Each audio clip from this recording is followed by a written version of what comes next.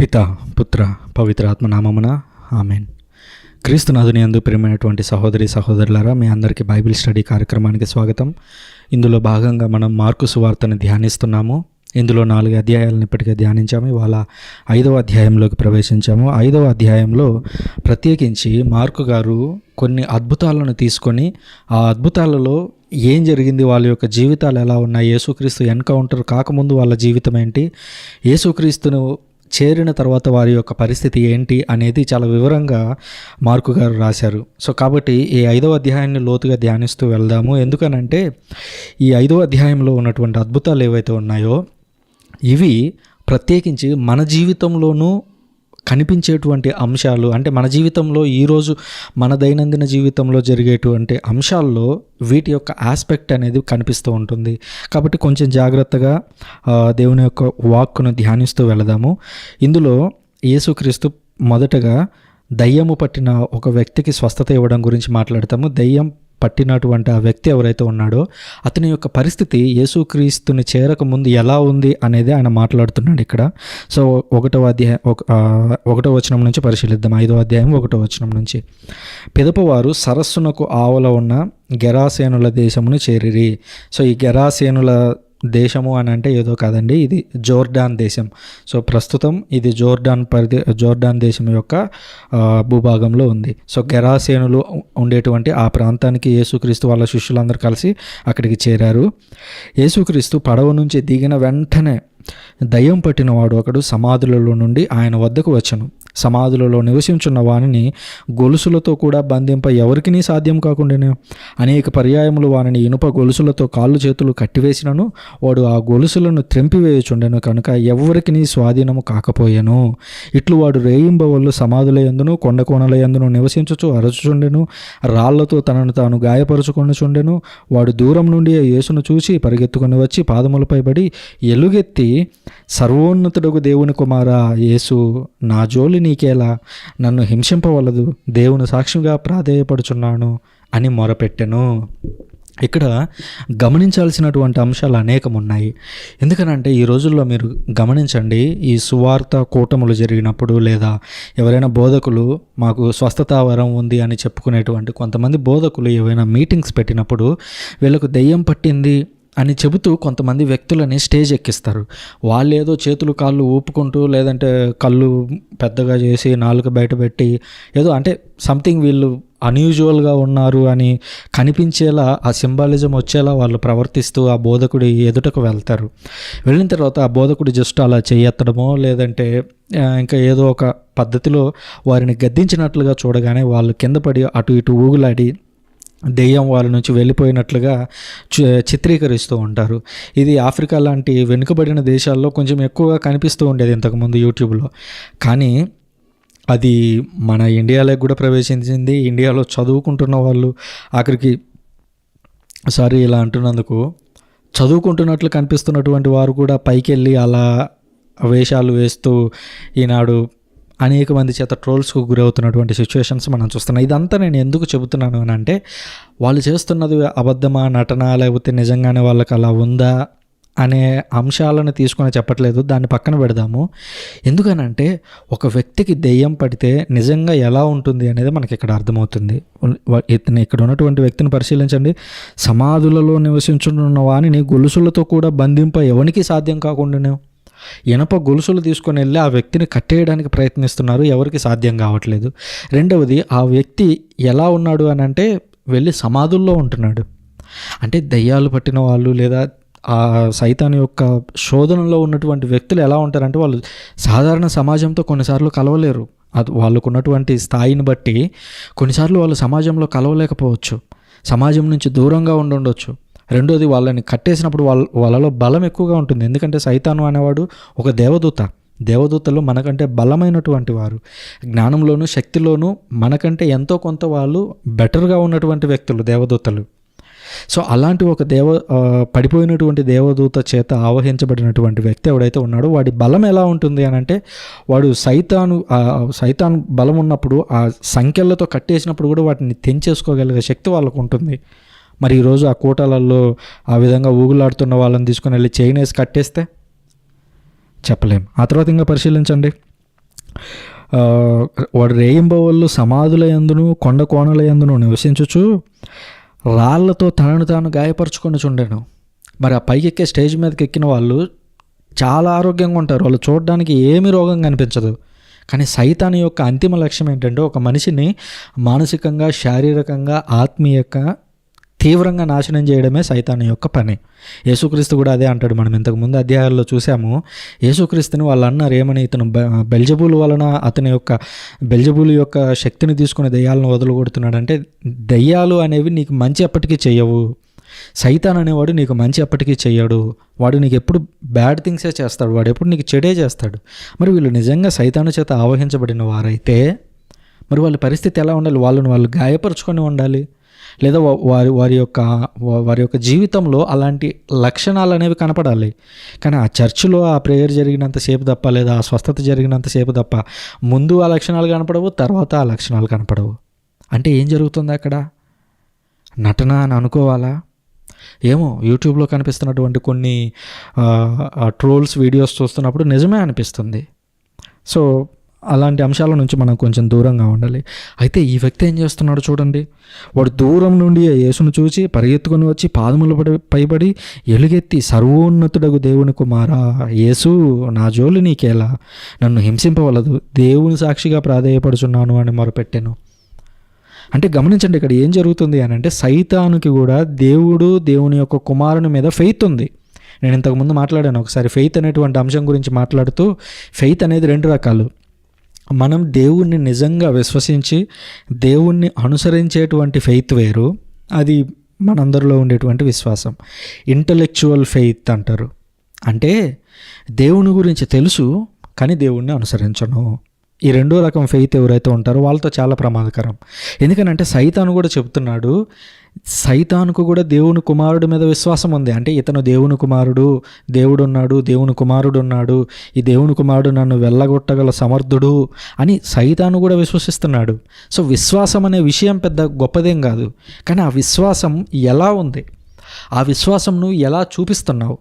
ఇక్కడ మనం ముందు అధ్యాయంలోనే చూసాము, విత్తనాలు చల్లిన తర్వాత కేవలం వినడం మాత్రమే కాదు, దాన్ని గైకొని దాన్ని స్వీకరించి దాన్ని తన జీవితంలో పాటించినప్పుడు అది ఫలించడం అనేది మొదలు పెడుతుంది. ఇంకొంచెం ముందుకెళ్తే మనకు యాకోబు గారు తను రాసినటువంటి లేఖలో చివరి అధ్యాయంలోకి వెళ్ళినప్పుడు చెప్తాడు, అక్కడ చాలా క్లియర్గా అంటాడు, మీ యొక్క విశ్వాసం అనేది ఎలాంటిదో నాకు చూపియండి. మీ విశ్వాసం ఒకవేళ జస్ట్ కేవలము నమ్మడం మాత్రమే అయితే దాన్ని ప్రూవ్ చేయడానికి మీ దగ్గర ఏముంది? బదులుగా విశ్వాసము అనేది క్రియలతో జత చేయబడాలి. అంటే మీరు నాలో విశ్వాసం ఉంటే సరిపోదు, దాని క్రియల ద్వారా ఇతరులకి అది ప్రేమ ద్వారా ప్రదర్శితం అవ్వాలి. అందుకని యేసుక్రీస్తు మనం చూస్తాము మత్తయి సువార్త 25వ అధ్యాయం 2వ భాగంలో గమనించండి. అందులో యేసుక్రీస్తు తుది తీర్పు అంశంలో మాట్లాడుతున్నప్పుడు ప్రజలను 2 భాగాలు చేసి, ఇదిగో మీరు ఇటు వెళ్ళండి, మీరు ఎందుకు పరలోకానికి వెళ్తున్నారంటే ఇవి కారణాలని చెప్తాడు. అక్కడ నేను జైల్లో ఉన్నప్పుడు మీరు వచ్చి నాకు సహాయం అందించారు, నేను ఆకలితో బాధపడుతున్నప్పుడు నాకు అన్నం పెట్టారు, దప్పిక కొని ఉన్నప్పుడు నాకు నీళ్ళు ఇచ్చారు, నేను వస్త్రహీనుడై ఉన్నప్పుడు మీరు నాకు వస్త్రాలు ఇచ్చారు అని చెప్తాడు. మరి యేసుక్రీస్తు ఏమన్నా పని లేక చెప్పాడా? అవన్నీ క్రియలు, మన జీవితంలో అవన్నీ కనిపించాలి. సృజన అనేటువంటి నేను 24 గంటలు ఇదే రూమ్లో ఉండి 24 గంటలు ఇలాగే ప్రేయర్ చేసుకుంటూ దేవుని యొక్క వాక్యాన్ని చెబుతూ ఉంటే నాది విశ్వాసం అవ్వదు, పరిపూర్ణ విశ్వాసం కాదు అది. దేవుని పట్ల విశ్వాసమే, సైతానికి కూడా ఉంది దేవుని పట్ల విశ్వాసం. కానీ నా ఫెయిత్ ఎలాంటిది అని అంటే యేసుక్రీస్తు చెప్పినటువంటి 2 ఆజ్ఞలు, 1 దేవుణ్ణి ప్రేమించు, 2 నీ పక్కన ఉన్నవాడిని ప్రేమించు. నీ పక్కన ఉన్నవాడిని నువ్వు ప్రేమిస్తున్నావు అంటే దాని అర్థం ఏంటి? నువ్వు సాక్రిఫైస్ చేయాలి ఏదో ఒకటి నీ పక్కనోడి కోసం. ఉదాహరణకు తండ్రి ఉన్నాడు అని అంటే తండ్రి పిల్లల కోసం తాను తినేది ఆపుకొని అయినా సరే పిల్లలకి ఇస్తాడు. అదేంటి? ప్రేమ. మరి నీ సహోదరుల కోసం నువ్వేం చేస్తున్నావు? నీ సమయాన్నన్నా దానం చేయాలి, నీ డబ్బునన్నా దానం చేయాలి, నీకున్న వస్తువులనన్నా దానం చేయాలి. సంథింగ్ ఏదో ఒకటి, నీకున్న దాంట్లో ఏదో ఒకటి నువ్వు సాక్రిఫైస్ చేయలేకపోతే అది నిజమైనటువంటి విశ్వాసం కాదు, సగం విశ్వాసం మాత్రమే. ఇదిగో ఈ సైతాను లాంటి విశ్వాసం. సైతానుకు తెలుసు దేవుడు ఉన్నాడని, సైతానుకు తెలుసు దేవుని కుమారుడు ఉన్నాడని, సైతానుకు తెలుసు దేవుని యొక్క వాక్కు వాడిని వెళ్ళగొట్టగలదని. కానీ సైతానుకు లేని గుణం ఏంటో తెలుసా? వాడు ఎవరికి సహాయం చేయలేడు. మనకున్నటువంటి గొప్ప గుణం ఏమిటో తెలుసా? సహాయం చేయగలం. కాబట్టి సహాయం చేయడానికి ఎప్పుడు కూడా వెనుకాడవద్దు. మీకు సాధ్యమైనంత మేర ఎంతో కొంత ఎప్పుడు ప్రతిసారి సహాయం చేయడానికి ప్రయత్నించండి. అది ఏ రూపంలో చేస్తారు అనేది మీ ఇష్టం. బట్ ఏదో ఒక విధంగా సమయంతో పని చేస్తారా, లేదంటే మీకున్న డబ్బును దానం చేసి సహాయం చేస్తారా, లేదా మీరు ఒళ్ళొంచి పని చేసి కష్టపడి ఏదో ఒక విధంగా దేవునికో పేదల కోసమో పని చేసి మీ యొక్క కష్టాన్ని దానం చేస్తారా, అది మీ చేతుల్లో ఉండేటువంటి పని. అయితే ఈ సైతాను ఎందుకు అలా కేకలేశాడంటే చూడండి 8వ వచనంలో, ఓరి అపవిత్రాత్మ వీణ నుండి వెడలు పొమ్ము అని ఆయన శాసించినందువలన అతడు అట్లు మొదలుపెట్టాను. సో సైతాను ఎందుకు వచ్చి యేసుక్రీస్తు దగ్గరికి వచ్చి ఆ మాట అంటున్నాడంటే, యేసుక్రీస్తు అప్పటికే ఎక్సోర్సిజం చేశాడు భూతోచ్చాటన, అంటే వీడి నుంచి నువ్వు వెళ్ళిపో అని చెప్పాడు అప్పటికే. అందుకనే వాడు వచ్చి నాతో నీకెందుకు, నన్ను వదిలేరాదు, నా బతికేదో నేను బతుకుతా అన్నట్లుగా సైతాను ప్రాధేయపడుతున్నట్లుగా మనం చూస్తూ ఉన్నాము. ఆ తర్వాత 9వ వచనంలో, పిమ్మట ఆయన నీ పేరేమి అని వాడిని ప్రశ్నించను. అందులకు నా పేరు దళము, ఎందుకనగా నేను అనేకులము అని జవాబిచ్చాను. సో దళము అంటే సాధారణంగా లీజియన్ అనేటువంటి మాట ఇంగ్లీష్లో వాడుతూ ఉంటారు. లీజియన్ అని అంటే ఆనాడు ఉన్నటువంటి రోమా సైనికుల పరిభాషలో వాడేటువంటి పదం. అంటే ఒక పటాలం సైనికులు లేదా ఒక లీజియన్ ఆఫ్ సోల్జర్స్ అలా వెళ్తున్నారంటే 600 మంది సైనికులని. అంటే ఇండైరెక్ట్గా ఏమని చెప్తున్నాడంటే, వీడిలో నేను ఒక్కనే లేను, బదులుగా చాలామంది ఉన్నాము. అంటే సైతాను చాలామంది అపవిత్రాత్మలను తీసుకుని వచ్చి వాడిలో నివసిస్తూ ఉన్నట్లుగా చూస్తున్నాం. 10వ వచనం, మమ్ము ఈ దేశం నుండి తరిమివేయవలదు అని ఆయనను మిక్కిలి వేడుకొనెను. సో చూడండి, సైతానికి ఈ లోకంలో అవకాశం కల్పించబడింది. వాడు మనల్ని టెస్ట్ చేయడానికి, లేదా వాడు మన మధ్యలోకి వచ్చి మనకి కొన్ని కష్టాలు తీసుకురావడానికి వాడికి అనుమతి ఇవ్వబడింది. అది ఎంతవరకు ఇవ్వబడింది అనేది దేవుడు తను స్పెసిఫిక్గా నిర్ణయం తీసుకుంటాడు. మన చుట్టూ ఉండేటువంటి దేవదూతలు ఆ సైతాను యొక్క ప్రభావం నుంచి మనల్ని ఎప్పుడు కాపాడుతూ ఉంటారు. ఇలా జరుగుతూనే ఉంటుంది. మనకు తెలియకుండా మన చుట్టూ ఎప్పుడు కూడా ఆ స్పిరిచువల్ రాజ్యంలో, ఆ ఆధ్యాత్మిక రాజ్యంలో ఇలాంటి యుద్ధాలు అనేకం జరుగుతూనే ఉంటాయి.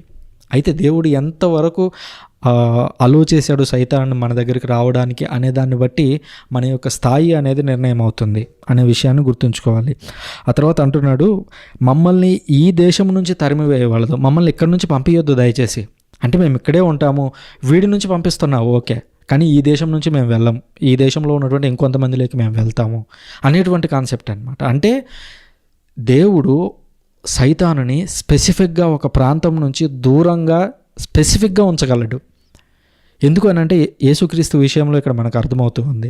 ఏమంటున్నాడంటే, ఇక్కడ ఉన్నటువంటి సైతాను ఈ ప్రాంతం నుంచి, ఈ దేశం నుంచి మమ్మల్ని తరిమివేయవలదు. అంటే మేము ఇక్కడే ఉంటాము, ఇంకొకటి దగ్గరికి వెళ్తాము, లేదా ఇంకొకరిని ఆవహిస్తాము, లేదా ఇంకొకరిని నాశనానికి గురి చేస్తాము. మరి ఆ దేశం నుంచి స్పెసిఫిక్గా ఎందుకు అంటున్నారు అంటే, దేవుడు కొన్ని ప్రత్యేకమైనటువంటి స్థలాలను ఎంచుకుంటాడు. ఆ స్థలాల్లో వీడు ఉండడానికి వీలు లేదు. అందుకని ఈరోజు కథోలిక శ్రీసభలో మనం చూస్తూ ఉంటాం పుణ్యక్షేత్రాలు అనేటువంటి మాట. ఆ ష్రైన్స్, మనం ఆ దేవాలయాలకు వెళ్ళినప్పుడు, ఆ పవిత్ర దేవాలయం వద్దకు వెళ్ళినప్పుడు, ఆ పవిత్ర దేవాలయాల్లో సైతాను ఉండలేడు. ఎందుకనంటే ఎప్పుడు అక్కడ ప్రార్థనలు జరుగుతూ ఉంటాయి. అందుకనే అప్పుడప్పుడు మనకు వీలైనప్పుడు వెళ్ళి పుణ్యక్షేత్రాలను సందర్శించి వస్తూ ఉండాలి. ఎందుకంటే మనలో ఉన్నటువంటి సైతాను వెళ్ళగొట్టుకోవడానికైతేనేమి, సైతాను లేనటువంటి ఒక ప్రాంతానికి వెళ్ళి దేవుని యొక్క వాక్కును వినడానికి, దేవుని యొక్క వాక్కును ధ్యానించడానికి అది ఒక మంచి అవకాశం అని గుర్తుంచుకోవాలి. అప్పుడు 11వ వచనం, అప్పుడు ఆ కొండ ప్రాంతమున పెద్ద పందుల మంద ఒకటి మేయుచుండెను. మమ్మందరినీ ఆ పందుల మందలో ప్రవేశింప అనుమతి దయచేయుడు అని దయ్యములు ఆయనను ప్రార్థించెను. ఆయన అట్లే అనుమతించెను. జాగ్రత్తగా గమనించండి, ఇక్కడ పందులు ఎందుకు వచ్చాయి అని అంటే, ఇది గెరాసేనుల దేశం. అంటే ఇజ్రాయేలీలు ఉండేటువంటి ప్రాంతం కాదు, గ్రీకులు ఉండేటువంటి ప్రాంతం. ఆ గెరాసేనుల దేశంలో ఉన్నటువంటి వ్యక్తులంతా కూడా అన్యులు. సో అన్యులు పందులను పెంచుకునేటువంటి వారు, పందులని ఆహారంగా స్వీకరించేటువంటి వారు. సో పందులు అక్కడ ఎవరో మోపుకుంటూ వెళ్తూ ఉన్నారు. పైగా ఇది మనం ఇతర సువార్తల్లో చూసినట్లయితే మత్తయి 8వ అధ్యాయం, లూకా సువార్త 8వ అధ్యాయంలో కూడా ఇదే అంశం ఉంటుంది. అక్కడ మనం గమనించినట్లయితే ఈ సన్నివేశం అంతా కూడా తెల్లవారుజామున జరుగుతూ ఉంటుంది. అంటే పొద్దున మనకు సుమారుగా చెప్పాలంటే 9 లోపు జరుగుతూ ఉంటుంది ఈ ఘటన అంతా కూడా. సో అంటే ఈ అన్యుల్లో ఉన్నటువంటి పందులు పెంచుకునేటువంటి వ్యక్తులు ఎవరైతే ఉంటారో వాటిని మేత కోసం దాదాపుగా తెల్లవారుజామున వాళ్ళని 9 లోపుగా వాటిని తీసుకొని, పందులను తీసుకొని మేపడానికి వెళుతూ ఉంటారు. అలాంటి పరిస్థితి అది. సో ఆ పరిస్థితిలో ఉండగా ఈ సైతాన్ ఏమంటున్నాడంటే, ఇదిగో మమ్మల్ని ఈ దేశం నుంచి బయటికి పంపించొద్దు, కానీ అక్కడ చూడండి పందులు కనిపిస్తున్నాయి కదా, ఆ పందుల్లోకి ప్రవేశించడానికి అనుమతి ఇవ్వండి అని అంటే యేసుక్రీస్తు అట్లే అనుమతించను. ఇక్కడ జాగ్రత్తగా ఆలోచించాలి. అసలు ఈ దెయ్యాలు వచ్చి ప్రత్యేకంగా మేము పందుల్లోకి వెళ్తామని అడగడం ఏంటి, ఒకటో క్వశ్చన్. రెండోది యేసుక్రీస్తు అందుకు అనుమతించడం ఏంటి, రెండో క్వశ్చన్. ఇంకా ముందుకు వెళ్ళే కొద్ది ఇంకొన్ని ప్రశ్నలు వస్తాయి మనకి. అంతటా ఆ దెయ్యములు ఆ పందులలో ప్రవేశించను, రమారమి 2000 సంఖ్య గల ఆ మంద నిట్ట నిలువుగా ఉన్న మిట్టలో నుండి సరస్సులో పడిగి ఊపిరాడక చచ్చను. అసలు ఇది ఇంకా స్ట్రేంజ్. ఎందుకనంటే సైతాను ఓకే ఉన్నాడు, వాడు అనేక మంది దళం కలిసి వాళ్ళలో ఉన్నాడు, వాళ్ళలో నుంచి వెళ్ళి పందుల్లో ప్రవేశించండి అని అంటే దేవుడు అక్కడ అనుమతి ఇచ్చాడు. అవన్నీ వెళ్ళి సరస్సులో పడ్డాయి. అంటే వాళ్ళు ఆ సరస్సునే దాటుకొని వచ్చారు, ఆ తుఫాన్ను గద్దించి దాటుకొని వచ్చారు. ఆ సరస్సులోనే ఇవన్నీ వెళ్ళి పడ్డాయి పందులన్నీ. పందులు మరణిస్తాయి ఆబ్వియస్లీ. సరే, ఆ విషయాన్ని పక్కన పెడితే సైతాన్కి అక్కడ మరణమేం లేదు కదా, సైతాను ఆత్మ. మరి ఈ పందులు వెళ్ళి నీళ్ళల్లో పడినా కూడా అక్కడ వచ్చిన నష్టమేం లేదు కదా సైతానికి. మరి యేసుక్రీస్తు ఎందుకు దాంట్లోకి అనుమతించాడు అనేది పరిశీలిద్దాం, ఇంకొంచెం ముందుకు వెళ్దాము. దీని గురించి ఇంకా వివరిస్తాను. 14వ వచనం. అప్పుడు పందులను మేపు వారు పరిగెత్తి వచ్చి ఆ పట్టణంలో పరిసర పల్లెపట్టులలో ఈ సమాచారమును ప్రచారం చేసిరి. ఆ దృశ్యమును చూడ జనులు గుమిగూడి వచ్చిరి. దయ్యం పట్టిన వాడు వస్త్రములు ధరించి స్వస్థుటై ఉండుట వారు చూసి భయపడిరి. పందుల సంఘటనను దయ్యములు పట్టిన వారిని జరిగిన వారికి చూసిన వారు దాన్ని ఇతరులకు తెలియజేసిరి. తమ ప్రాంతమును విడిచిపోమ్మని వారు ఆయనను ప్రార్థించిరి. ఇక్కడ ఏం జరిగింది అని అంటే 2000 పందులు ఉదయాన్నే మనం పల్లెటూరులో ఉన్నట్లయితే చూస్తాం, మాది పల్లెటూరు కాబట్టి నాకు తెలుసు. పొద్దున్నే 7-8 కాగానే ఊర్లో ఉన్నటువంటి వారందరి యొక్క బర్రెలు ఏవైతే ఉంటాయో వాటన్నింటినీ ఒక మందగా ఒక వ్యక్తికి అప్పగిస్తారు. ఆ వ్యక్తి ఉదయాన్నే వాటిని తోలుకొని పోతాడు, సాయంత్రానికి మళ్ళీ వాటిని అడవి ప్రాంతంలో నుంచి మేత అంతా మేసిన తర్వాత సాయంత్రానికి తిరిగి తోలుకొని వస్తూ ఉంటాడు. సో ఇది సాధారణంగా పల్లెటూర్లలో జరిగేది. సో ఇక్కడ కూడా అలాగే ఈ పందులు ఒక వ్యక్తికి సంబంధించినవి కాదు, అనేక మంది వ్యక్తులకు సంబంధించినవి. వాటిని మేపుకోవడానికి తీసుకొని వెళ్తూ ఉన్నప్పుడు ఇవన్నీ మరణించినప్పుడు లాజికల్గా ఆలోచించండి. ఇప్పుడు ఈరోజు మనం గొర్రెలని బర్రెలని ఎలా పెంచుకుంటున్నామో ఆనాడు అన్యులు, వాళ్ళకి అది నిషిద్ధ జంతువు ఏం కాదు, ఇజ్రాయేలీలకి ఇది నిషిద్ధ జంతువు, కానీ అన్యులకి నిషిద్ధ జంతువు ఏమీ కాదు. మరి యేసుక్రీస్తు ఆ పందుల్లోకి సైతాన్ని పంపించినప్పుడు అవి వెళ్ళి మరణిస్తాయి పందులన్నీ అని యేసుక్రీస్తుకి ఆల్రెడీ తెలుసు. మరి 2000 పందులు మరణించాయి అని అంటే చాలా కుటుంబాలకి, అన్యుల కుటుంబాలకి అక్కడ అన్యాయం జరిగినట్టే. ఎందుకంటే వాటిని పెంచుకుంటున్నారు వాళ్ళు. మనం గొర్రెలని బర్రెలని ఎలా పెంచుకుంటామో వాళ్ళు అలా పెంచుకొని అమ్ముకుంటారు, దాని ద్వారా కొంత అమౌంట్ అనేది సంపాదించుకుంటారు. అంటే యేసుక్రీస్తు వాంటెడ్గా వాళ్ళకి ఎంతో కొంత నష్టాన్ని కలుగజేసినట్టే కదా. అది తెలిసి జరిగిందా తెలియక జరిగిందా పక్కన పెడదాము. ఇక్కడ అన్ని క్వశ్చన్సే కనిపిస్తాయి మనకి. మొదట అబ్జర్వ్ చేయాల్సింది ఏంటంటే సైతాన్ వెళ్ళి పందుల్లో దూరతానని అడగడం ఏంటి, అది కొంచెం వింతగా అనిపిస్తుంది. రెండవది ఆ పందులన్నీ వెళ్ళి మరణించినా కూడా సైతానికి వచ్చిన నష్టమేం లేదు, అది మనకు వింతగా కనిపిస్తుంది. ఆ తర్వాత గమనిస్తే పందులన్నీ వెళ్ళి మరణిస్తున్నాయి చూడండి. అసలు అవి ఎందుకు మరణించాలి? అవి మరణించడం వల్ల ప్రజలు తమ గ్రామంలోకి రావద్దు అని యేసుక్రీస్తుని అంటారు అని యేసుక్రీస్తుకి ఆల్రెడీ తెలిసే ఉంటుంది కదా. మరి ఎందుకు యేసుక్రీస్తు దానికి అనుమతించాడు అనేటువంటి డౌట్ మనకు వస్తూ ఉంటుంది. ఆ తర్వాత చూడండి, పరిశీలించినట్లయితే మా దగ్గరికి రావద్దు, మా ప్రాంతమును విడిచిపోమ్మని వారు ఆయనను ప్రార్థించిరి. అయితే అక్కడ ఒక గొప్ప విషయం కనిపిస్తుంది. ఏంటి అని అంటే వాడు ఎవడైతే దయ్యం విడిచిపెట్టబడినటువంటి వాడు ఎవడైతే ఉన్నాడో వాడు స్వస్థుడై కూర్చొని ఉన్నాడు, ప్రశాంతంగా చాలా మంచిగా కూర్చొని ఉన్నాడు. అంతేకాదు వాడు ఇంకా ఏమంటున్నాడు చూడండి 18వ వచనంలో. అంతటా యేసు పడవ ఎక్కున్నప్పుడు నన్ను మీ వెంట రానిండు అని దయ్యములు పట్టినవాడు ప్రార్థించను. అంటే వాడు అప్పటి వరకు కొండ కోణంలో తిరిగి తన శరీరాన్ని తను గాయపరుచుకున్నటువంటి వ్యక్తి ఇప్పుడేమంటున్నాడంటే నేను మీ వెంట వస్తాను అంటున్నాడు. అంటే ఆ వ్యక్తి ఆల్రెడీ యేసుక్రీస్తు శిష్యుడిగా మారిపోయాడు. ఆ తర్వాత ఇంకా చూడండి, అందుకు ఆయన సమ్మతింపగా నీవు నీ ఇంటికి నీ బంధువుల యొద్దకు పోయి ప్రభువు నిన్ను కనికరించి నీకు చేసిన మేలును గురించి వారికి తెలియజెప్పము అని వానిని ఆజ్ఞాపించను. అంతేకాదు చూడండి 20వ వచనంలో వాడు పోయి యేసు తనకు చేసిన ఉపకారమును గురించి దెకపొలి అనగా 10 పట్టణముల ప్రాంతమున ప్రకటింపసాగెను. అందుకు వారు మిక్కిలి ఆశ్చర్యపడసాగిరి. ఇందులో వీడు దయ్యం పట్టిన వాడు ఎవడైతే ఉన్నాడో వాడు ప్రశాంతంగా బయటకు వచ్చాడు, నేను నీ శిష్యుని అవుతాను, నేను నీతో పాటు వస్తాను అని అంటే యేసుక్రీస్తు వద్దులే నాయన, నువ్వు ముందెళ్ళి ప్రశాంతంగా మీ ఇంట్లో వాళ్ళందరికీ చెప్పుకొని బంధువులలో చెప్పుకో అని వెళ్తే అతను వెళ్ళి ప్రశాంతంగా చెప్పుకుంటున్నాడు. ఈ కథ అంతా బాగానే ఉంది, కానీ ఆ డౌట్స్ మీకు ఇంకా ఉన్నాయా?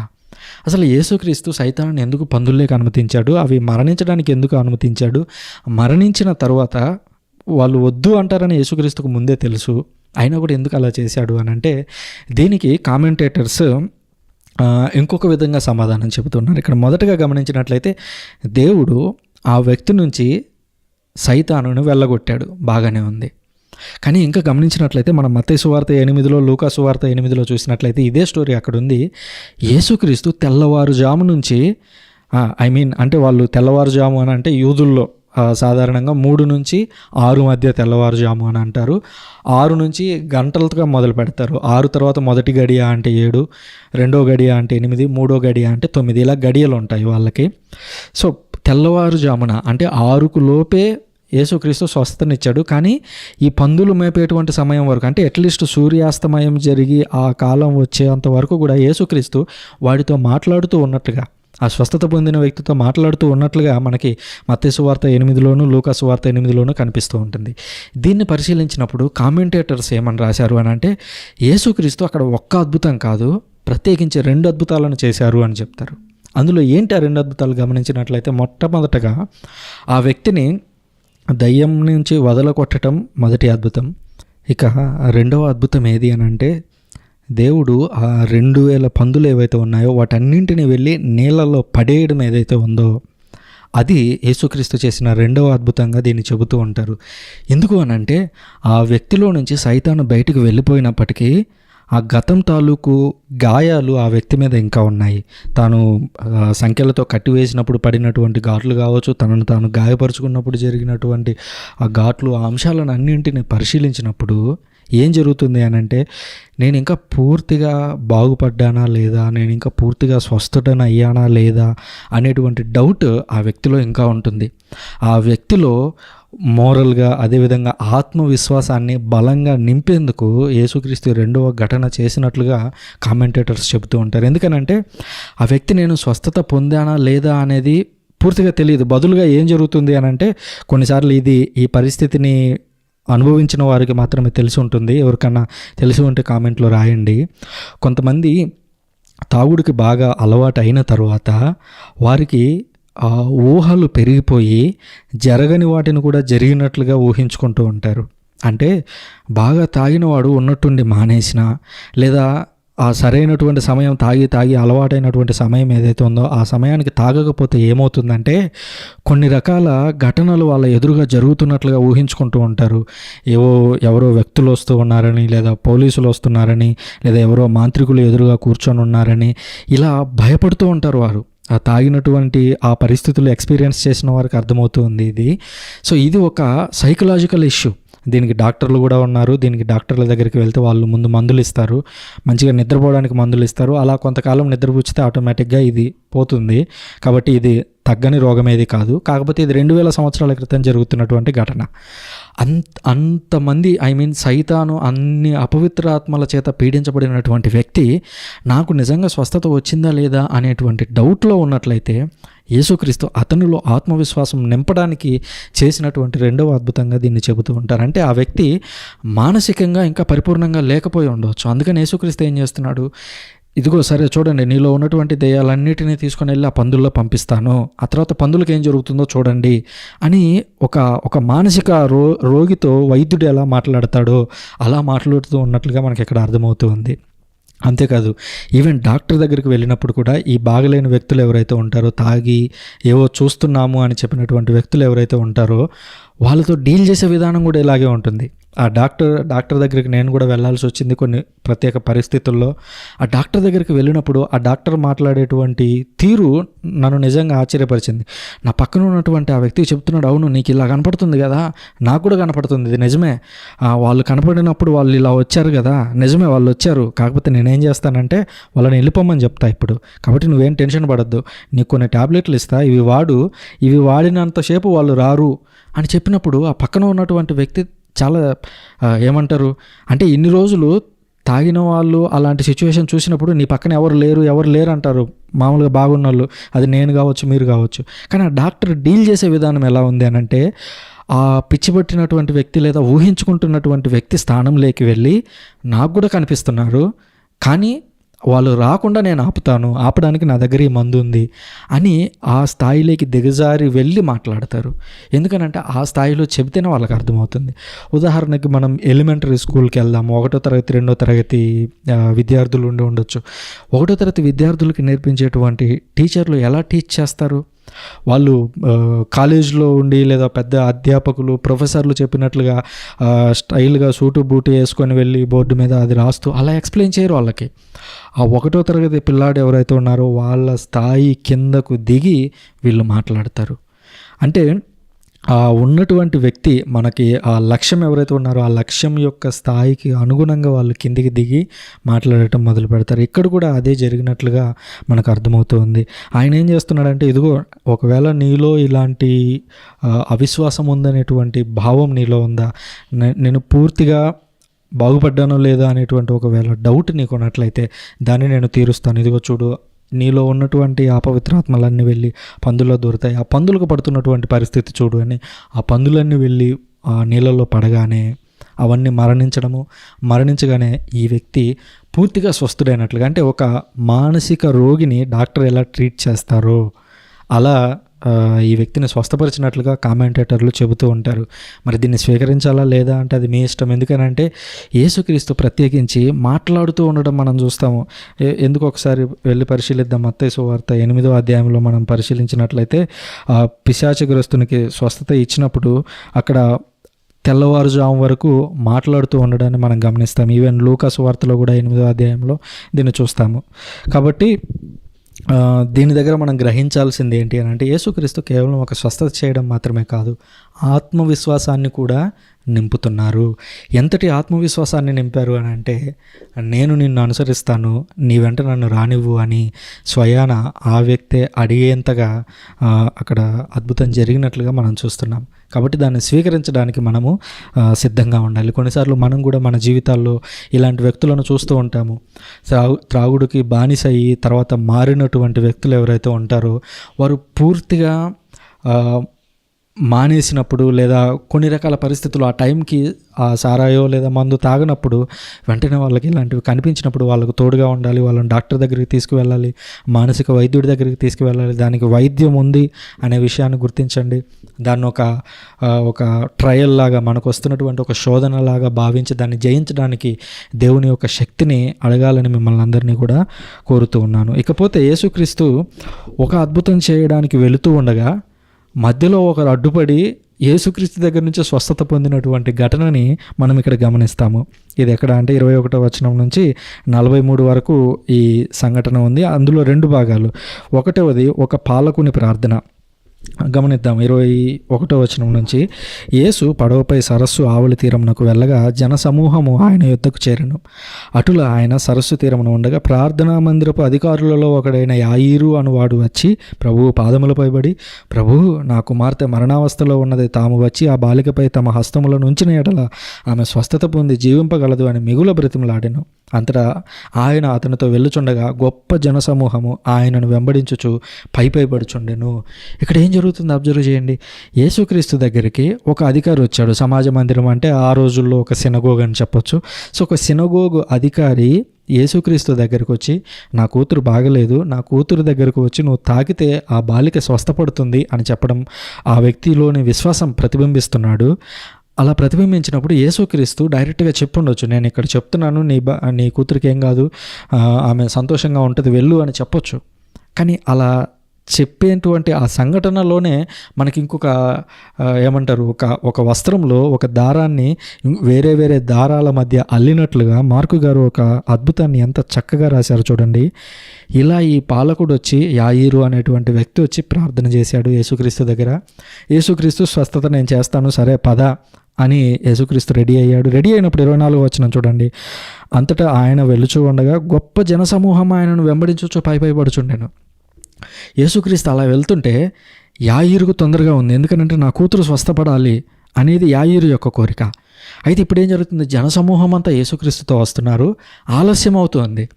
కేవలం ఆలస్యం కావడం కాదు, ఆ మధ్యలో ఇంకొక అద్భుతం జరగడం చూస్తున్నాం. 25వ వచనం నుంచి, 12 సంవత్సరముల నుంచి రక్తస్రావ వ్యాధితో బాధపడుచున్న స్త్రీ ఒక స్త్రీ ఎన్నో బాధలు పడి ఎందరో వైద్యుల యొద్ద చికిత్సను పొందుటకై తన దగ్గర ఉన్నదంతయు వెచ్చించినను ఆ వ్యాధి ఏమాత్రము తగ్గకపోగా పెచ్చు పెరిగాను. ఆమె యేసును గురించి విని జనసమూహంలో నుండి ఆయన వెనుకగా వచ్చి ఆయన వస్త్రములను తాకినంత మాత్రమున నేను స్వస్థురాలగుదును అని తలంచి ఆయన వస్త్రములను తాకెను. అప్పుడు గమనించండి, వెంటనే ఆమె రక్తస్రావం నిలిచిపోయాను. ఆమె తన శరీరంలో జబ్బు నుంచి స్వస్థత పొందినట్లు గుర్తించెను. అప్పుడు తన నుంచి శక్తి వెలువడినదని యేసు గ్రహించి వెనుకకు తిరిగి నా వస్త్రములను తాకిన వారెవరు అని ఆ జనసమూహమును ప్రశ్నించెను. జనసమూహం అందరూ వచ్చి యేసుక్రీస్తు మీద పడుతున్నారు.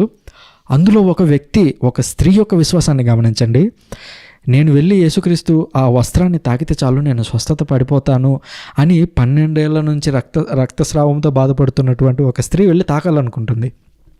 ఇదంతా మనం ఎలా అర్థం చేసుకోవాలంటే యాయీరు సమస్యతో ముడిపెట్టి చూడాలి. యాయీరు యేసుక్రీస్తును తీసుకెళ్ళడానికి ప్రయత్నిస్తున్నాడు. ఆయన కూతురు మరణావస్థలో ఉంది. ఏ క్షణం మరణిస్తుందో తెలియదు. సో ఆ షూలో మనం కాలు పెట్టి ఆలోచించాలి. యాయీరు యేసుక్రీస్తుని తీసుకెళ్తున్నాడు. ఆయనతో పాటు యేసుక్రీస్తుతో పాటు చాలామంది జనాలు ఉన్నారు. జనాలు ఉంటే ఆ మధ్యలో స్వస్థత పొందుదాము అని చెప్పి ఒక స్త్రీ వచ్చి యేసుక్రీస్తును తాకగానే యేసుక్రీస్తు నుంచి శక్తి వెలువడగానే ఆయన యేసుక్రీస్తు ఆగి జనసమూహముల వైపు తిరిగి ఎవరు నన్ను తాకింది అని ప్రశ్నిస్తున్నాడు. ఇప్పుడు యాయీరు కోణంలో నుంచి ఆలోచిద్దాం. ఈ అద్భుతం బాగానే ఉంది, ఒక స్త్రీ స్వస్థత పొందింది, ఓకే రైట్. యాయీరు కోణంలో నుంచి ఆలోచిస్తే అరే యేసుక్రీస్తు నేను తీసుకెళ్తున్నాను, ఇంతమంది జనాలు వస్తున్నారు, ఆల్రెడీ ఆలస్యం అవుతుంది, నా కూతురికి ఏమవుతుందో అనే భయం ఆ యాయీరును వెంటాడుతూ ఉంటుంది. ఇక్కడ అద్భుతం జరిగి ఆ పొందినటువంటి స్త్రీ ఎవరైతే ఉందో ఆమె సంతోషంగా ఉంటుంది. కానీ యాయీరు మనసు అసలు ఆయన గుండె ఇంకెంత వేగంతో కొట్టుకుంటుందో తెలియదు మనకి. ఇక్కడ అద్భుతం జరిగింది, కానీ ఈ అద్భుతం మీద యాయీరు మనసు ఉండకపోవచ్చు. ఎందుకనంటే తన కూతురు ఎక్కడ మరణిస్తుందో, ఒకవేళ మరణిస్తే తర్వాత ఏం జరుగుతుందో అనే భయం ఆ యాయీరులో ఉంటుంది. అయితే ఇప్పుడు ఆ భయాన్ని, ఆ యాయీరు యొక్క అంశాన్ని కొంచెం పక్కకు పెట్టి మళ్ళీ మనం ఈ రక్తస్రావ రోగి అయినటువంటి స్త్రీ వద్దకు వద్దాము. 12 సంవత్సరాల నుంచి రక్తస్రావంతో బాధపడుతుంది. సాధారణంగా లేడీస్కి ఉండేటువంటి పీరియడ్స్, సో ప్రతి నెల వచ్చేటువంటి పీరియడ్స్ ఏవైతే ఉంటాయో ఆ పీరియడ్స్లో కొంతమందికి ఎక్కువగా రక్తస్రావం అవుతూ ఉంటుంది, కొంతమందికి ఎక్కువ రోజుల పాటు రక్తస్రావం అవుతుంది. సాధారణంగా ఆరోగ్యంగా ఉండేటువంటి వారి యొక్క రక్తస్రావం అనేది సాధారణంగా 3 రోజుల నుంచి 5 రోజుల్లో ఆగిపోతుంది. కానీ అలా ఆగిపోకుండా ఎక్కువ రోజులు కొనసాగితే కొంతమందికి వారం రోజులు కొనసాగుతుంది, కొందరికి 15 రోజులు కొనసాగుతుంది, ఇంకొంచెం సీరియస్ ప్రాబ్లమ్స్ ఏవైనా ఉన్న వాళ్ళకి 20 రోజుల పాటు కూడా కొనసాగుతూ ఉంటుంది. సో ఇలాంటి సమస్యలకు కూడా ఈరోజు సొల్యూషన్స్ ఉన్నాయి. వెళ్ళి డాక్టర్ను కలవాలి. కాబట్టి దాన్ని ఎవరు ముదుర్చుకోకుండా చూడాలి. అది ఇంట్లో తల్లిదండ్రుల బాధ్యత కూడా. సో ఇలాగ బాధపడుతున్నటువంటి ఒక స్త్రీ వెళ్ళి యేసుక్రీస్తును తాకుతుంది. ఇక్కడ జాగ్రత్తగా అబ్జర్వ్ చేయాల్సిన అంశం ఇంకొకటి ఉంది. అదేంటో తెలుసా? ఈ రక్తస్రావ స్త్రీ ఎవరైతే ఉందో ఆమె ఎందుకు వెళ్ళి సైలెంట్గా యేసుక్రీస్తును తాకితే చాలు అని అనుకున్నది? గుడ్డివారిని మనం చూసాము, యాయూరిని మనం చూసాము, లేదా స్వయాన యేసుక్రీస్తు కూర్చొని బోధిస్తుంటే ఇంటి మీద నుంచి వ్యక్తులని స్వయాన దించినటువంటి వ్యక్తులను మనం చూసాము. అలాగే ఈమె కూడా డైరెక్ట్గా యేసుక్రీస్తు ఎదురు దగ్గరకు వెళ్ళి నాకు ఈ ప్రాబ్లం ఉంది, నన్ను రక్షించు, నన్ను కాపాడు, నాకు ఆరోగ్యం ఇవ్వు అని అడగొచ్చు కదా. మరి ఎందుకు ఆమె అలా చేసింది అని గమనించినట్లయితే ఇజ్రాయెల్లో ఉన్నటువంటి రూల్స్ మనకు అర్థం కావాలి. ఈ లేవియ కాండం మొదటి 15 అధ్యాయాలు చదివినట్లయితే అందులో అరౌండ్ 15వ అధ్యాయం అటు ఇటుగా ఉండొచ్చు. ఈ అంశం గురించి ఉంది. స్త్రీలు వాళ్ళు ఆ పీరియడ్స్ వచ్చినప్పుడు 5 రోజులో లేదా 7 రోజులో వారికి జరుగుతున్నటువంటి రక్తస్రావాన్ని బట్టి ఆ 7 రోజులు లేదా 5 రోజులు వాళ్ళు అపవిత్రులై ఉంటారు. అంటే వారు ఎవరిని తాకడానికి వీల్లేదు, వారు దేవాలయానికి వెళ్ళడానికి వీల్లేదు, సమాజంలోకి వచ్చి తిరగడానికి వీల్లేదు. ఇది ఎప్పుడు? యేసుక్రీస్తు కంటే ముందు కాలం, అంటే 2000 సంవత్సరాలకి వెనుకటి భాగం మనం మాట్లాడుతున్నాం. వాళ్ళు అలా సమాజంలోకి వెళ్ళడానికి వీల్లేదు. ఇకపోతే ఒక వ్యక్తిని, అందున ప్రవక్తగా పిలువబడుతున్నటువంటి వ్యక్తిని, రబ్బీగా పిలువబడుతున్నటువంటి వ్యక్తిని చాలామంది జన సమూహంలో ఆమె ఇప్పుడు కలిసి వస్తూ ఉంది.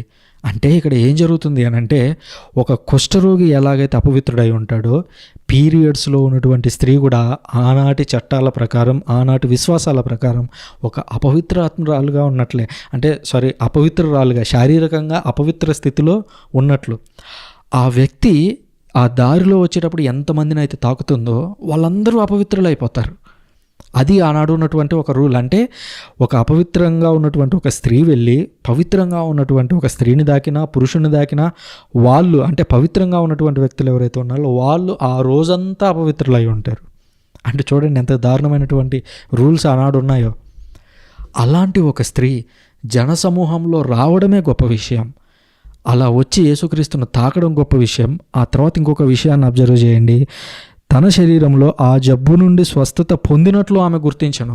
అంటే ఆమె అక్కడ యేసుక్రీస్తు దగ్గరికి వచ్చిన సమయంలో సైతం ఆమెకి ఇంకా బ్లీడింగ్ అవుతూనే ఉంది. అది ఆమెకు తెలుస్తూ ఉంది. యేసుక్రీస్తును తాకే వరకు తాను ఆ స్థితిలో ఉన్నాను అని ఆ స్త్రీకి అర్థమవుతూనే ఉంది. అంటే గమనించండి, ఆమె యేసుక్రీస్తు నుంచి ఆ అద్భుతాన్ని పొందడానికి ఎంతటి ధైర్యం చేసింది అని అంటే జనసమూహంలో వచ్చి యేసుక్రీస్తును తాకడానికి సిద్ధమైంది.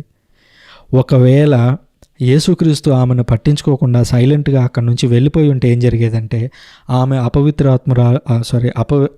అపవిత్రంగా మారిన వ్యక్తి, పీరియడ్స్ వల్ల అపవిత్రంగా మారినటువంటి వ్యక్తి అని తెలిస్తే ఆనాటి సమాజం అంతమందిని తాకినందుకు గాను, అంతమందిని అపవిత్రంగా చేసినందుకు గాను రాళ్లతో కొట్టి చంపేసేవారు. అటువంటి దారుణమైనటువంటి పరిస్థితి అది.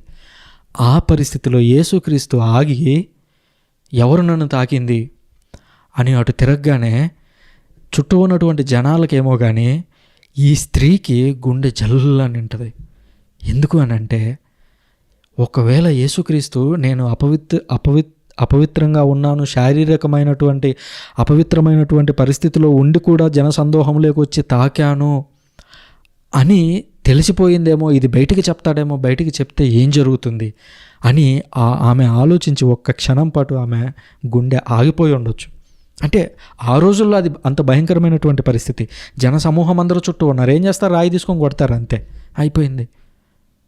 అయితే బాగా గమనించండి 30వ వచనంలో, అప్పుడు తన నుంచి శక్తి వెలువడినదని యేసు గ్రహించి వెనుకకి తిరిగి నా వస్త్రములను తాకిన వారెవరు? అంటే చూడండి, ఆమె కూడా ఏం చేస్తుంది అని అంటే యేసుక్రీస్తు శరీరాన్ని తాకాలని ప్రయత్నించట్లేదు. అంటే ఆమె యొక్క విశ్వాసం ఏంటంటే నేను వెళ్ళి వస్త్రపు చెంగును ముడితే చాలు, అంటే ఆయన అపవిత్రాత్ముడు కాకూడదు నా వల్ల అనేటువంటి ఎంత పవిత్రమైనటువంటి భావనలో ఆమె ఉంది. వెళ్ళి యేసుక్రీస్తు అంటున్నాడు, నా వస్త్రములను తాకిన వారు ఎవరు అని ఆ జనసమూహములను ప్రశ్నించను. ఈ జనసమూహములు తమపై పడుచుండ చూస్తున్నారు కదా, నన్ను తాకినది ఎవరు అని ప్రశ్నించుచున్నారా ఎలా అని శిష్యులు అంటున్నారు, ఏమన్నా ఒకరిద్దరు ఉన్నారా, ఇంతమంది ఉన్నారు చుట్టూ, ఎవరు వచ్చి నన్ను తాకారంటే మేమేం చెప్పాలి అని శిష్యులు తమను తాము డిఫెండ్ చేసుకుంటున్నారు. అప్పుడు అంటున్నారు 32వ వచనంలో, తనను తాకినది ఎవరో తెలుసుకొని వెళ్ళనని ఆయన నలుదేశలా తేరిపారి చూశాను. అంటే చూడండి, అప్పటికే ఆ స్త్రీ ముందుకు రాలేదు. ఎందుకు రాలేదు అని అంటే వస్తే ఏం జరుగుతుందో ఆ స్త్రీకి తెలుసు. రాకపోతే అప్పుడు ఆ తర్వాత 33వ వచనంలో చూడండి, తన స్వస్థతను గుర్తించిన ఆమె భయముతో గడగడా వణకుచు, ఎందుకంటే నాకు సావు మూడింది అని ఆమెకు అర్థమవుతుంది, గడగడ వణకుచు ఆయన పాదములపై బడి జరిగినదంతయు విన్నవించుకున్నాను. చూడండి, ఆమె స్వస్థత పొందడానికి వచ్చింది. ప్రభు, నేను ఇట్లాంటి పరిస్థితిలో వచ్చి తాకాను, దయచేసి నన్ను, ఆనాటి పరిస్థితుల్లో అక్కడ ఆమె మాటలు ఇక్కడ పూర్తిగా రాయలేదు కానీ బహుశా ఆమె ఏం మాట్లాడింటుందంటే, నేను అపవిత్రాత్మురాలుగా, ఆత్మ అని వస్తుంది నాకు ప్రతిసారి ఎందుకో, నేను అపవిత్రురాలుగా ఉండి, శారీరకంగా అపవిత్రురాలుగా ఉండి నిన్నొచ్చి తాకాను, దయచేసి నన్ను క్షమించు, కానీ నేను స్వస్థత పొందాను అని ఆమె చాలా బిగ్గరగా చెప్పుంటుంది. చెప్పిన తర్వాత యేసుక్రీస్తు చెప్పిన మాట వినండి. అందుకే ఆయన ఆమెతో, కుమారి, నీ విశ్వాసము నిన్ను స్వస్థపరచును, ఆరోగ్యవతివై సమాధానముతో పోయిరమ్ము. షాలోం. అసలు ఈ సమాధానాన్ని నిజంగా చెప్తున్నా ఆ స్త్రీ కానీ, చుట్టూ ఉన్న శిష్యులు కానీ, ఆ చుట్టూ ఉన్నటువంటి జనసందోహం కానీ ఎవరు ఎక్స్పెక్ట్ చేసి ఉండరు. ఎందుకు అని అంటే ఇది జరిగిన వెంటనే పవిత్రులుగా ఉన్నటువంటి ఎవరైనా సరే వెళ్ళి స్నానం చేయాల్సిందే. ఎందుకంటే ఆమె తాకింది కాబట్టి స్నానం చేయాలి. కానీ యేసుక్రీస్తు ఏం చేశారు చూడండి, తన నుంచి శక్తి వెలువడింది. ఆ శక్తి ఏం చేసిందంటే కేవలం ఆమెను స్వస్థపరచడం మాత్రమే కాదు, ఆమె తాకినటువంటి వాళ్ళందరూ ఎవరైతే ఉన్నారో జనసందోహం మొత్తం వాళ్ళందరినీ కూడా ఒక రకంగా పవిత్రపరిచింది అని చెప్పడంలో ఎలాంటి సందేహము లేదు. ఇంకొక విషయాన్ని మనం గుర్తించాలి. ఈ రోజుల్లో మనం చూసినట్లయితే కొన్నిసార్లు డౌట్ వస్తూ ఉంటుంది. పీరియడ్స్లో ఉన్నప్పుడు లేడీస్ చర్చికి వెళ్ళొచ్చా లేదా, బైబిల్ చదవచ్చా లేదా దివ్య సప్రసాదాన్ని స్వీకరించవచ్చా లేదా, చర్చికి వెళ్ళి పాప సంకీర్తన చేయొచ్చా లేదా, ఇలాంటి డౌట్స్ అన్నీ వస్తూ ఉంటాయి. ఈ డౌట్స్ గురించి మీరేం ఆలోచించాల్సిన పని లేదు. పీరియడ్స్లో అందున ఎక్కువ కాలం రక్తస్రావం జరిగేటువంటి వ్యాధితో బాధపడుతున్నటువంటి ఒక స్త్రీ, ఆమె 12 ఏళ్ల నుంచి బాధపడుతుంది. ఆమె వెళ్ళి యేసుక్రీస్తును తాకింది. ఇక మనం డైరెక్ట్గా వెళ్ళి యేసుక్రీస్తు శరీర రక్తాలను స్వీకరించడం వల్ల మనకు అద్భుతం జరుగుతుందే కానీ దానివల్ల యేసుక్రీస్తు మైలపడటము ఏముండదు, మన వల్ల ఒకరు అపవిత్రత అవ్వడం ఏమీ ఉండదు, మన వల్ల వచ్చినటువంటి నష్టమేమీ లేదు. పైగా 2000 ఏళ్ల క్రితం పరిస్థితి డిఫరెంట్. ఈనాడు ఉన్నట్టుగా ప్యాడ్స్ ఆ రోజుల్లో లేవు. ఆనాడు వాళ్ళు వస్త్రాలనే ఉపయోగించేటువంటి వారు. ఆ వస్త్రాలను ఫ్రీక్వెంట్గా కడుక్కోవాలి. అవి కడుక్కోవాలన్నా ఆ రక్తం ఉన్నటువంటి వస్త్రాలను ఆనాడు సరస్సుల వద్దకి లేదా నీటి కుంటల వద్దకు వెళ్ళి వాళ్ళు ఉతుక్కోవాలి. అలా ఉతికేటప్పుడు వీళ్ళు రక్తం ఉన్నటువంటి వస్త్రాలను ఉతుకుతుంటే చుట్టుపక్కల వాళ్ళు వాళ్ళని రానివ్వరు. సో ఆనాడు ఉన్నటువంటి సోషల్ సిచ్యువేషన్స్ చాలా వేరు. కానీ ఈనాడు అలాంటి పరిస్థితులు ఏమీ లేవు. కాబట్టి పీరియడ్స్లో ఉన్నా సరే, ఇంకా చెప్పాలంటే ఆ రోజుల్లోనే ఇంకా ఎక్కువ చర్చికి వెళ్ళాలి.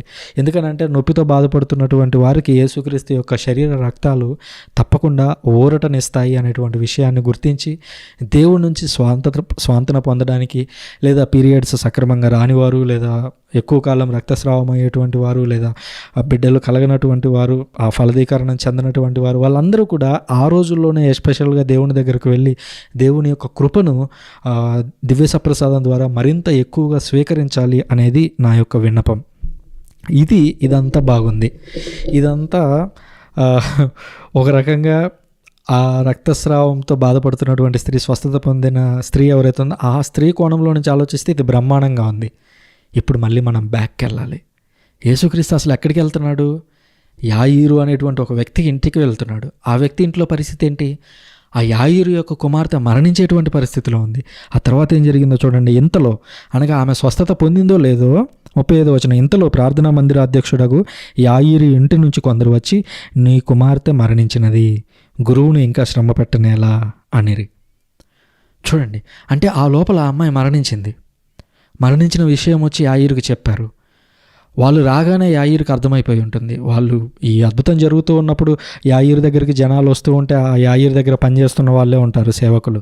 ఆ సేవకులు రాగానే యాయీరుకి విషయం అర్థమైపోయి ఉంటుంది. ఓకే, ఇంకా నా కూతురు ఇంకా లేదు అనేటువంటి ఆ డిప్రెషన్లోకి లేదా ఆ స్థాయిలోకి ఆయన వెళ్ళిపోక ముందే, చూడండి గమనించి, యేసు వెంటనే 36వ వచనం, యేసు వారి మాటలను లక్ష్య పెట్టక వారు పక్క చెబుతూ ఉన్నప్పుడు యేసు వారి మాటలను లక్ష్య పెట్టకుండా ఆ మందిర అధ్యక్షునితో, నీవు ఏమాత్రమో ఆధైర్యపడకము, విశ్వాసం కలిగి ఉండుము అని చెప్పాను. సేమ్ ఇదే లోపించింది ఎవరిలో? శిష్యులు ఆ తుఫాన్లో పడవ ఊగులాడుతూ ఉంది. యేసుక్రీస్తు ఏమో ప్రశాంతంగా నిద్రపోతున్నాడు. శిష్యులు వారి యొక్క పడవతో పాటు వారి యొక్క విశ్వాసం కూడా ఊగిసలాడుతూ ఉంది. యేసుక్రీస్తు శిష్యులకు కూడా ఇక్కడ ఒక పాఠం నేర్పిస్తున్నాడు. ఏమని? ఆల్రెడీ మరణించింది పాప. మందిరాధ్యక్షుడు యాయీరు ఎదురుగా ఉన్నాడు. ఆ బాలిక మరణించింది అని సేవకులు వచ్చి చెబుతూ ఉన్నారు. ఆ సందేశం యేసుక్రీస్తుకి, శిష్యులకి, యాయీరుకి అందరికీ అర్థమవుతుంది. అయితే యేసుక్రీస్తు అంటున్నాడు, విశ్వాసం కలిగి ఉండుము. శిష్యుల్లాగా ఊగటం కాదు, బదులుగా విశ్వాసాన్ని కలిగి ఉండాలి అని చెప్పాను. పిదప పేతురు, యాకోబు, అతని సోదరుడు యోహానును మాత్రం తన వెంట తీసుకొని వెళ్ళి, సో యేసుక్రీస్తుకి ఒక ఇన్నర్ సర్కిల్ ఉంది. అంటే యేసుక్రీస్తుకి 12 మంది శిష్యులు, 12 మందిలో ఇన్నర్ సర్కిల్ ఈ ప్రత్యేకించి 3, పేతురు, యాకోబు, యోహాను. సో అనేక సందర్భాల్లో యేసుక్రీస్తు వీళ్ళ 3ని ప్రత్యేకంగా తనతో పాటు తీసుకొని వెళ్ళి వాళ్ళకి కొన్ని అద్భుతాలను ప్రత్యేకంగా చూపిస్తూ ఉంటారు. దీన్ని ఇన్నర్ సర్కిల్ అని పిలుస్తారు. సింపుల్గా చెప్పాలి అని అంటే పేతురు గారి యొక్క రోల్, పోప్గా ఏదైతే రోల్ ఉందో ఆ రోల్ని మరింతగా ఎలివేట్ చేసేటువంటి ఒక సన్నివేశాలు అని చెప్పొచ్చు అనమాట. సో వారి 3ని తీసుకుని వెళ్ళి ఆ అధికారి ఇంటికి వెళ్ళాను. అచ్చట జనసమూహము గొల్లున ఏడ్చుట, ప్రాలాపించుట చూసి ఆయన లోపలికి ప్రవేశించి, మీరు ఏలా ఇట్లు గోలగా ఏడ్చుచున్నారు? ఈ బాలిక నిద్రించుచున్నది కానీ చనిపోలేదు అని వారితో పలికాను. అందులోకి వారు ఆయనను హేళన చేసిరి. చూడండి, యేసుక్రీస్తు వాళ్ళ దగ్గరికి వెళ్ళి వాళ్ళు ఒకటేమైనా గోల పెట్టి ఏడుస్తున్నారు. ఇంకా మీకు ఒక ఆశ్చర్యకరమైనటువంటి విషయం చెప్పమంటారా? ఇజ్రాయెల్లో ఉన్నటువంటి ఒక ట్రెడిషన్ ఏంటంటే, ఎవరైనా మరణించారనుకోండి, మరణించినప్పుడు కొంతమంది ప్రత్యేకంగా ఏడవడానికి మాత్రమే ఉన్నటువంటి వ్యక్తులు కొందరు ఉంటారు. ఒక ఇంట్లో ఎవరైనా మరణించగానే వీళ్ళందరూ విచార వస్త్రాలను వేసుకొని వెళ్ళి వాళ్ళ ఇంట్లో కూర్చొని ఏడుస్తూ ఉంటారు. సో అదొక ట్రెడిషన్ లాగా అనమాట. అది వాళ్ళకు బంధుత్వం ఉందా లేదా, వాళ్ళకి నిజంగా ఏడుపు వస్తుందా లేదా సెకండరీ, బట్ అలా వెళ్ళి ఏడుస్తూ ఉండేవాళ్ళు. అందుకనే యేసుక్రీస్తు వాళ్ళు నిజంగా ఏడుస్తూ ఉంటే, అమ్మా మీరు బయటికి వెళ్ళండి, నేను చూసుకుంటాను అని మర్యాదగా చెప్పుండేవాడు. కానీ యేసుక్రీస్తు ఏమంటున్నాడు చూడండి, ఏలా మీరు ఇట్లా గోలగా ఏడ్చుచున్నారు, ఈ బాలిక నిద్రించుచున్నది కానీ చనిపోలేదు అని వారితో చెప్పి వాళ్ళని బయటికి పంపించి ఆ బాలిక తల్లిదండ్రులతోనూ తన శిష్యులతోనూ బిడ్డ పరిండి ఉన్న గదిలో ప్రవేశించను. ఆ బాలిక చెయ్యి పట్టుకొని తలితా కుమి అని అన్నాను. ఓ బాలిక లెమ్ము అని నీతో చెప్పుచున్నాను అని ఈ మాటలకు అర్థం. వెంటనే ఆ బాలిక లేచి నడువసాగాను. ఆమె 12 ఏళ్ల ప్రాయము గలది. అది చూచిన జనులెల్లరూ ఆశ్చర్యచకితులైతిరి. దీనిని ఎవరికి నీ వెల్లడింపకుడు అని యేసు వారిని గట్టిగా ఆజ్ఞాపించి ఆమెకు తినుటకు ఏమైనా పెట్టుడు అని చెప్పాను. సో ఇంతకుముందు మనం మాట్లాడుకున్నాం, యేసుక్రీస్తు మెస్సియానిక్ సీక్రెట్ అని చెబుతూ ఉంటాం. అంటే యేసుక్రీస్తు అద్భుతం చేసినప్పుడు దీని వెంటనే ఎవరితో చెప్పొద్దు అని అంటాడు. ఏమవుతుందంటే యేసుక్రీస్తు ఎక్కువగా అద్భుతాలు చేస్తున్నాడు అనే విషయం మరింత ఎక్కువగా జనాల్లోకి వెళ్ళిపోతే ఆబ్వియస్లీ అది కోపం తెప్పిస్తుంది. ఎవరికి? పరిచయులకి, శాస్త్రులకి, ఆనాడు ఉన్నటువంటి రాజుకి, వీళ్ళందరూ కోపం తెప్పిస్తుంది. కోపం తెప్పించి యేసుక్రీస్తును వెంటనే సిలువ వేసేస్తారు. అంటే వెంటనే ఆయన యొక్క బోధలను అరికట్టడానికి ప్రయత్నిస్తారు. అందుకనే యేసుక్రీస్తు యూదుల మధ్యలో ఈ అద్భుతాలను చేసినప్పుడు మీరెవరికి చెప్పొద్దు అని అంటాడు. ఆ గెరాసేనుల దేశంలో అన్యులు ఎవరైతే ఉన్నారో అవతల ఈ దయ్యం పట్టినటువంటి వ్యక్తికి స్వస్థత ఇవ్వడం మనం చూసాం 5వ అధ్యాయంలో. ఆ వ్యక్తికి స్వస్థత ఇచ్చినాక యేసుక్రీస్తు స్వయాన చెప్తాడు, నువ్వు వెళ్ళి మీ ఇంట్లో చెప్పు, మీ బంధువుల్లో చెప్పు, మీ చుట్టుపక్కల ఉన్న వాళ్ళకి చెప్పు అని చెప్పి తీసుకొని ఆ దెక్కపోలి ప్రాంతం అంతటా కూడా వాడు వెళ్ళి చెప్పేలాగా యేసుక్రీస్తు అక్కడ నువ్వే వెళ్ళి చెప్పు అన్నాడు. ఇక్కడికి వచ్చేసరికి ఎవరికి చెప్పొద్దు అని అంటున్నాడు. అంటే యేసుక్రీస్తుని పరిచయులు, శాస్త్రులు అందరూ కలిసి చంపాలి అనుకుంటున్నారు అనేది యేసుక్రీస్తుకు తెలుసు. అందుకని ఆయన కొన్నిసార్లు ఈ విషయం ఎవరికి చెప్పొద్దు అని అంటున్నాడు. ఆ తర్వాత అంటున్నాడు, ఆమెకు తినుటకు ఏమైనా పెట్టుడు అని చెప్పడం మనం చూస్తున్నాం. ఈ 2 అద్భుతాల్లో ఒక సిమిలారిటీ గమనించారు. రక్తస్రావ రోగి ప్లస్ యాయిరు కుమార్తె, వీళ్ళిద్దరూ 12 సంవత్సరాలు. అంటే రక్తస్రావ స్త్రీ ఏమో 12 సంవత్సరాల నుంచి బాధపడుతూ ఉంది. యాయిరు కుమార్తె వయసేమో 12 ఏళ్ళు. ఆ రెండింటి మధ్య ఉన్నటువంటి ఒక సిమిలారిటీ అది. సో యేసుక్రీస్తు చేసినటువంటి 3 అద్భుతాలను మనము ఈ 5వ అధ్యాయంలో చూసాము. ఇక 6వ అధ్యాయంలో యేసుక్రీస్తును సొంత ప్రజలే తిరస్కరించడం గురించి మరిన్ని లోతైన విషయాలు నేర్చుకుంటాము. ఇందులో మీకు ఏమైనా డౌట్లు ఉన్నట్లయితే తప్పకుండా కామెంట్ బాక్స్లో రాయండి. అలాగే మీరు ఏవైనా కొత్త విషయాలు ఈ బైబిల్ స్టడీ ద్వారా నేర్చుకున్నాము అని అనిపిస్తే ఆ విషయాన్ని కూడా నాకు కామెంట్ ద్వారా తెలియజేస్తే కొంచెం సంతోషంగా ఉంటుంది. Thank you very much. పితా, పుత్ర, పవిత్రాత్మ నామమున ఆమెన్.